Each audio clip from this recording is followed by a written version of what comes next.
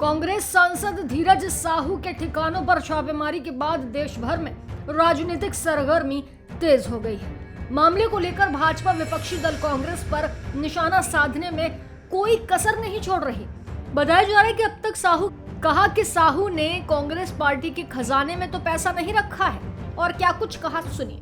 भाई अब कांग्रेस पार्टी के खजाने में नहीं रखा है। मान लीजिए कांग्रेस पार्टी ने टिकट दिया, उनको राज्यसभा में भेजा, तो राज्यसभा में भेजा, इसमें भी कोई संदेह नहीं है कि उनके बारे में जग जाहिर था कि पुराने कारोबारी हैं शराब के कारोबार में, बालू के कारोबार में। ये सब कारोबार ऐसे हैं जिसमें काफ़ी पैसा है, और पैसा है तो लोग टैक्स बचाते हैं, बिना टैक्स के जो है माल बेचते हैं, और धीरे धीरे जमा कहाँ करेंगे, धीरे धीरे जो है वो अपने यहाँ जमा रहता है, बढ़ता है।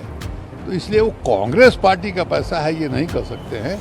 आप ये कह सकते हैं कि धीरज साहू का पैसा है जो कांग्रेस में है। स्मृति ईरानी तो बोलती है कि कांग्रेस का जो लीडरशिप है वो करप्शन के लिए डेडिकेटेड है। देखिए, करप्शन के बारे में तो बोलने के लिए सरकार में जो लोग हैं, सरकार के मुंह से बोली निकलती है, वो थोड़ा ज़्यादा उसकी गूंज सुनाई पड़ती है।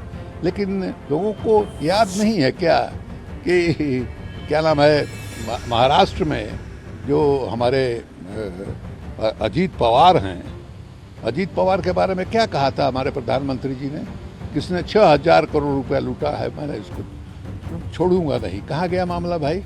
तो आप जो है भेदभाव की कार्रवाई करते हैं। हम ये नहीं कह रहे हैं कि मैंने बाकी पार्टियों में, लेकिन भारतीय जनता पार्टी दूध की धोई हुई है, ऐसा तो है नहीं।